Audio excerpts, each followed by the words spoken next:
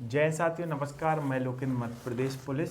और आज प्रॉपर मैं इस वीडियो में बात करने वाला हूं कि 2026 में जो नेक्स्ट वैकेंसी आनी है, चाहे वो मध्य प्रदेश कांस्टेबल हो या कोई अन्य सरकारी नौकरी हो, तो आपको मेरे बैचमेट रमाकांत शर्मा, जिन्होंने बेहतर स्तर से पढ़ाई की है, ये अपना अनुभव बताएंगे और आपको गाइड करेंगे कि कौन सी बुक से पढ़ना चाहिए और कितने महीने में आप, अगर नए बच्चे हैं तो किस प्रकार उसकी तैयारी कर सकते हैं। तो सर, आप बच्चों को थोड़ा बताइए कि आपने किस प्रकार तैयारी की, आपके कितने नंबर थे और कितने अटैम्प्ट में आपने मध्य प्रदेश पुलिस का एग्ज़ाम क्वालिफाई किया। देखिए, मैं बताऊंगा कि अपनी तैयारी कितने महीने के अंतराल में करनी है, आपको ये खुद डिसाइड करना पड़ेगा। आपको जल्दी सफलता लेनी है कि आपको अभी तैयारी करके लॉन्ग टर्म के लिए आपको सिलेबस कंप्लीट करके रखना है कि आपको सही से प्रॉपर एक तैयारी हो। दो चीज़ें तैयारी होती है। अगर आपको जल्दी सफलता चाहिए 6 महीने के अंतराल में अगर देखें तो आपको सबसे पहले आपको मैथ रीजनिंग आपको बहुत स्ट्रॉन्ग करना पड़ेगा। इसके लिए आपको पहले तो आप एक वीडियो कोर्स लेके कहीं का कोई सी भी कोचिंग का ले लीजिए। आप वीडियो कोर्स लेके उसको कंप्लीट कर लीजिए। आप जैसे तैसे आप जो भी सब्जेक्ट आपके वीक हैं, आपको लगता है कि ये सब्जेक्ट हमारा वीक चल रहा है या एडवांस वीक चल रहा है, या मान लो परसेंटेज इस वगैरह को, तो आप इनको कंप्लीट करके एक तरह से वीडियो देख लीजिए और आप एक प्रॉपर नोट्स ले लिए उनको कि ये फॉर्मूला होते हैं इसे, उसके उसके अंतराल में आप प्रैक्टिस करिए ज़्यादा से ज़्यादा।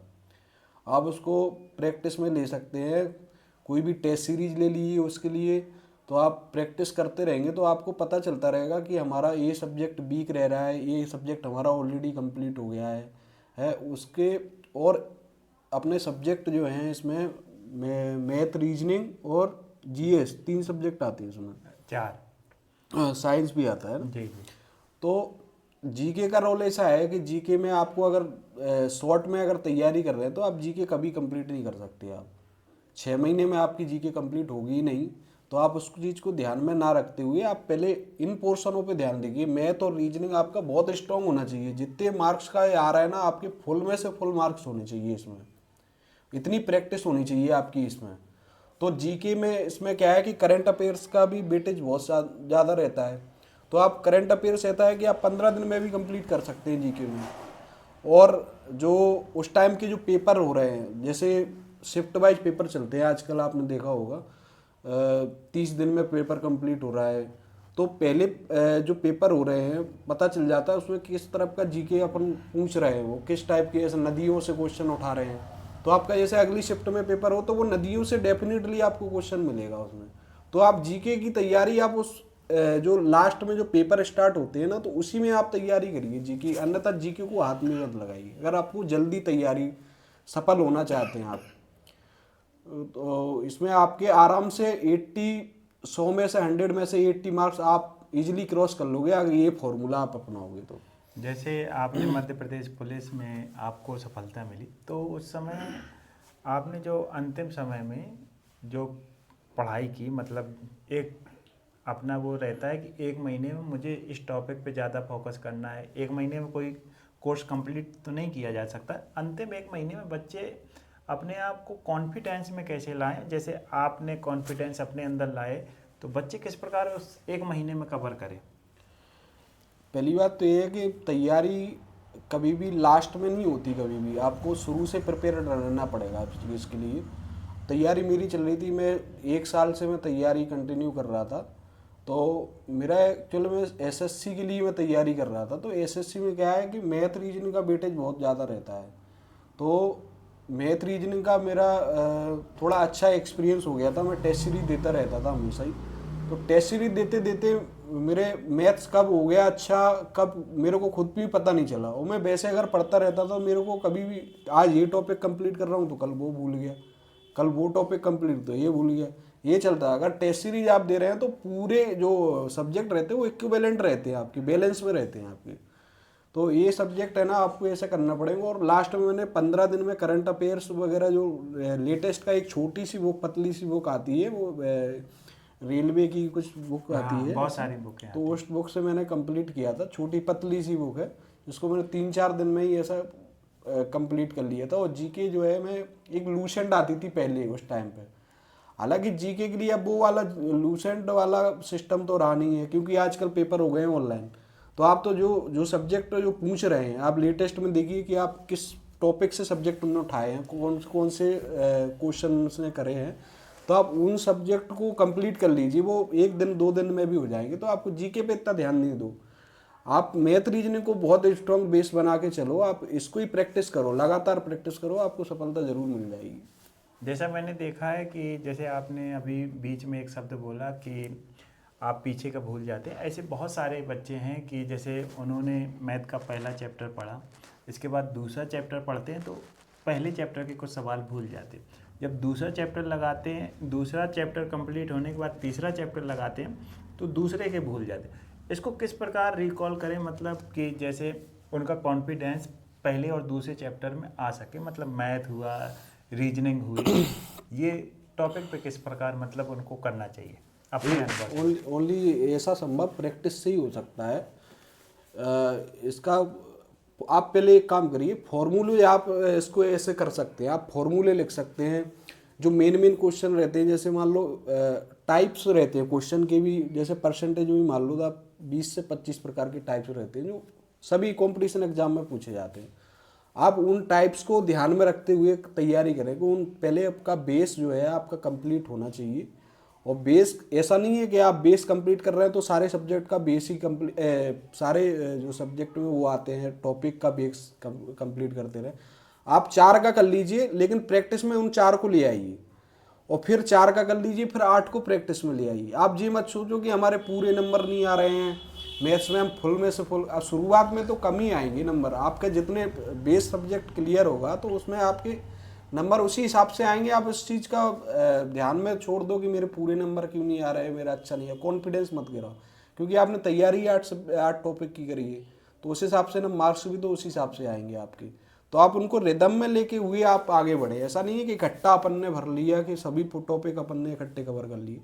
तो आप 4 लीजिए, फिर 4 कंप्लीट करिए, फिर 4 कर लिए, ऐसे ऐसे सभी को लेके चलिए। तो आप इस समस्या को भी भूल नहीं पाएंगे ना। आपके मन में ये आएगा कि मैं कॉन्फिडेंस गिर रहा है, ये गिर रहा है, तो ये भी नहीं होगा आपका।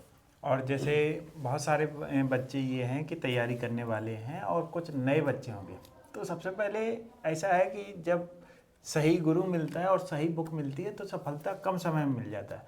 कुछ ऐसी बुकें बता दीजिए अपने अनुभव से जो बच्चे उसको परचेज करें और कम समय में उस बुक के जरिए वो ज़्यादा सीख सकें। तो आपने किस बुक से तैयारी की और बच्चों को कौन सी बुक लेनी चाहिए आपके हिसाब से? बुक्स का ऐसा बता दूं कि मैं बुक्स मैथ और रीजनिंग के लिए तो एक दिल्ली की कोचिंग है, क्या नाम है उनका, सर का नाम राकेश यादव। राकेश यादव। उनकी बुक्स जो है अच्छी है, मतलब जो अपडेटेड भी हो गई हैं आजकल, उनमें त्रुटि भी नहीं है ज़्यादा। तो उनकी बुक बहुत अच्छी है। और जीके के लिए आप इंदौर में एक कोचिंग है, क्या नाम उनका, बिनर्स इंस्टीट्यूट। आप उनके नोट्स ले लीजिए, बिनर्स के ले लीजिए। आप पीएससी के जो तैयारी करवाता है वो बनाते हैं कोचिंग, आप कोई भी नोट्स लीजिए, लेकिन आप बुक्स को ना लिमिटेड लीजिए।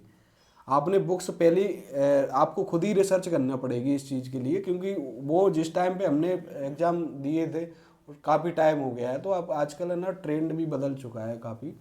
तो आप पहले इस जीके के मामले में आपको खुद भी रिसर्च करना पड़ेगी कि आपको किस टाइप का मटेरियल पूरा होना चाहिए उसमें। थोड़ा अगर आपको शॉर्ट टर्म के लिए तैयारी करनी है तो आप छोटी छोटी प्रेफर करिए, जो इस तरह की छोटी छोटी आती है। और आपको लॉन्ग टर्म के लिए करना है तो आप अच्छी बुक प्रेफर करिए जिसमें सारा मटेरियल, आपको कोई क्वेश्चन बाहर ना जाए। तो आपने सर, जैसे आपका मध्य प्रदेश पुलिस में 2018 में फाइनल सिलेक्शन हुआ था, तो आपको एक आम आदमी से पुलिस बनने के दौरान कितने साल आपने मतलब तैयारी की है? क्योंकि ज़्यादातर देखा गया है कि पहले अटैम्प्ट में बच्चों को नौकरी नहीं मिलती है, तो उसमें कितने समय लगता है? आपको कितना समय लगा? जैसे आपने कहा कि 6 महीने में कोर्स को किया जा सकता है, तो आपने कितने साल में किया, महीने में किया आप अपना, और कितने नंबर आपके मध्य प्रदेश पुलिस में थे जब आपका फाइनल सिलेक्शन हुआ? मेरे बता दूं कि मैंने ग्रेजुएशन 2015 में कंप्लीट कर दी थी अपनी। उसके 1 साल बाद मैं तैयारी शुरू किया था। जैसे कि 2015 के बाद 16 में मैंने तैयारी शुरू करी थी। 16 में तैयारी करने के बाद मेरा 17 वाली जो वैकेंसी थी ज्वाइनिंग जिसमें थी, 16 ही में वैकेंसी आई थी, उसमें मेरा मार्क्स कम थे, लेकिन ऑलरेडी सिलेक्शन हो गया था, लेकिन फिजिकल नहीं हो पाया था उसमें, क्योंकि मार्क्स इतने कम थे कि हमको लग ही नहीं रहा था कि उसमें हमारा निकल जाएगा, एग्ज़ाम ही निकल जाएगा। तो फिजिकल के लिए हम श्योर ही नहीं थे, तो हमने ऐसे ही हमारा फिजिकल भी क्वालिफाइड नहीं हुआ। फिर उसके बाद 2006 महीने के अंतराल में भी मेरा एग्ज़ाम क्लियर हो गया था, वो भी मैथ और रीजनिंग की बदौलत। मैंने कभी कोई जीके नहीं पढ़ी थी, कोई कुछ भी ऐसा। लूसेंट की एक बुक आती थी पहले, नीली वाली, हाँ अभी भी आती है, वो एक बुक पढ़ी थी, बाकी मैं मैथ्स और रीजनिंग पढ़ा था मैंने, उसकी बदौलत मेरा सिलेक्शन हो गया था। फिर जब 18 में फिर उसके बाद सिलेक्शन नहीं हो पाया, तो फिर सोचा कि अगली बार देंगे, अभी तो काफ़ी कम समय है। तो फिर एसएससी की सीपीओ की वैकेंसी आई थी, तो मैंने उसके लिए तैयारी कर रहा था। तो उसमें मैंने मैथ्स रीजनिंग भी पढ़ा, इंग्लिश भी पढ़ी उस टाइम पे है, और जीके जीएस फिर भी ध्यान नहीं दिया, वही लूसेंट चलती रही है कि बुक से कवर भी है। और करते करते 7-8 महीने हो गए, तो उसमें मैथ रीजनिंग पे अच्छी पकड़ हो गई थी। तो उसके उसी अंतराल में मेरी जेल प्रेरी की वैकेंसी आई। तो जेल प्रेरी में क्या है कि बहुत सारे सब्जेक्ट आते हैं, 5-6 सब्जेक्ट आते थे उस टाइम पे, तो वो कवर नहीं थे मेरे, तो उसमें मार्क्स 60 के अप्रोक्स थे। तो उसके बाद एमपी पुलिस की फिर दोबारा आई, तो मेरे मैथ रीजनिंग की बदौलत उसमें 70 नंबर तो मेरा मैथ रीजनिंग ही पूछा गया था उसमें। तो 70 में से एक आधी नंबर कटा होगा मेरा, तो जैसे 70 में से 70 ही होंगे मेरे नंबर मैथ रीजनिंग में। तो सीपीओ की वजह से मेरे इसमें मैथ रीजनिंग में अच्छे मार्क्स आ गए थे। तो और जीके जीएस में कमी, मैं क्या भूल जाता था मैं जीके वो सब जीएस, भूल जाते, तुम नहीं सब तो 9 नंबर 7-8 नंबर मेरे जीके जीएस में आए, वो भी तुक्के की वजह से ही थे। थोड़ा बहुत करंट अफेयर्स के होंगे उसमें शामिल। इसमें मेरे 79 नंबर मेरे उस टाइम पे आए थे, जो मेरे नॉर्मलाइजेशन में 77 घट गए थे नंबर, तो मेरे इतने ही मार्क्स थे। तो जैसा सर ने आपको बताया, तो इस वीडियो का पूरा निचोड़ है कि अगर आप मैथ और रीजनिंग और साइंस, अगर ये 3 पोर्शन आपके मजबूत हैं, क्योंकि जिसकी मैथ अच्छी होती है तो कहीं ना कहीं देखा गया उसकी साइंस अच्छी होती है, तो ये पोर्शन सर ने बताया जैसे 70 नंबर का अगर आप तैयारी कर रहे हो, तो मैंने ज़्यादातर देखा है कि कोई अगर जीएस पढ़ाने वाला है, जीएस का स्वयं टीचर है, अगर वो एग्ज़ाम हॉल में बैठ जाएगा तो वो भी 25 में से 16-17 कर पाता है, क्योंकि क्वेश्चन कहाँ से पूछ दिए जाते, किस स्टैंडर्ड के पूछे जाते। लेकिन मैथ रीजनिंग साइंस ऐसा पोर्शन है जहाँ पे अगर आपका कॉन्सेप्ट क्लियर है और उस पर अगर सवाल दिए गए, अगर आप नियमित और सही बुक और सही गुरु का मार्गदर्शन में पढ़ाई करोगे तो सॉलिड आपका एग्ज़ाम निकल जाएगा। तो सर ने जिस प्रकार बताया, मैंने ज़्यादातर देखा है कि वो बहुत खुशनसीब लोग होते हैं जिनका पहले अटैम्प्ट में पेपर निकल जाता है। सर ने भी संघर्ष किया, मैंने भी संघर्ष किया, और वीडियो बनाने वाले जो सर हैं उनने भी संघर्ष किया। संघर्ष की गाथा होती है। लास्ट क्वेश्चन सर से यही रहेगा कि काफ़ी सारे बच्चे मुझसे लाइव में जुड़ते हैं और जिनकी एज 31 साल 32 साल हो गया और लास्ट अटैम्प्ट बचा हुआ है, तो उनको किस प्रकार का जोर लगाना चाहिए। वो पॉइंटों में नंबर से रह जाते हैं और उनको डर है कि, तो घबराहट भी हो रही है, तो उनको बता दीजिए जो अपने उम्र दराज के हो गए और उनका सपना है खाकी वर्दी। लास्ट क्वेश्चन बच्चों को आप मार्गदर्शन कीजिए, मतलब उसके लिए उनकी तैयारी पूरी है, लेकिन जब वो पेपर में जाते हैं तो अगर कट ऑफ 72 जा रहा है तो उनके 71 नंबर रह जाते हैं। कुछ ऐसा इम्प्रूव क्या करें कि उनके अंदर कॉन्फिडेंस आए और पेपर को वो निकाल सकें। देखिए, घबराहट होना स्वाभाविक है, किसी भी एग्ज़ाम में जाते तो घबराहट होती है, लेकिन घबराहट को एक बार अपन जब लास्ट अपना समय बचता है तो अपन घबराहट को साइड में रख के, तो वो घबराने से होता तो कुछ नहीं ना होगा लास्ट में, है अपने पास लास्ट अटेम्प्ट है, तो घबराने से उसको आप साइड में रखिए, कोशिश करिए कि साइड में रख दें घबराने के लिए, लेकिन ऐसा जनरली कर नहीं पाते लोग। अगर इतना कहना तो आसान होता है, लेकिन जो जिस पे बीत रही है तो शायद वो बहुत कठिन होता होगा। तो आप उसको साइड में रख के आप पूरा जी जान लगा दीजिए, आप तैयारी पे जोर लगा दीजिए आप अपनी, और देखो उसी से करने से सब कुछ होगा। अगर अपन सोचते रहेंगे कि ये हो जाएगा वो हो जाएगा, उससे कुछ नहीं होना, उससे कोई फ़ायदा नहीं मिलेगा आपको। आप उसको तैयारी को कंटिन्यू करती रहिए। फिर यार जितना घबराना है आप बाद में घबरा लीजिए, पेपर हो जाएगा, एग्ज़ाम हो जाएगा, उसके बाद घबरा लेना, लेकिन पहले आप तैयारी पूरी करिए आप। तो सर ने जैसे आपको बताया कि पेपर में डर सभी को लगता है, और आप अगर अंतिम समय में है तो पूरा जोर लगा दीजिए। सोचिए कि अगर इस बार अगर मेरा फाइनल सिलेक्शन नहीं हुआ तो जो बरसों की मेहनत है वो आपकी बेकार जाएगी। मैं यकीन दिलाता हूँ कि जब आप परीक्षा हॉल में बैठे रहते हो और जब आप शुरुआत में कठिन सवाल देखते हो और वो अगर आप स्किप करके दूसरे सवाल लगाते हो, जब आपके 5-6 सवाल बन जाते तो आपके अंदर कॉन्फिडेंस आ जाता, और ये कॉन्फिडेंस आपको पेपर में अच्छा स्कोर करने का प्रयास करते, चाहे वो नए बंदे हों चाहे पुराने बंदे हो।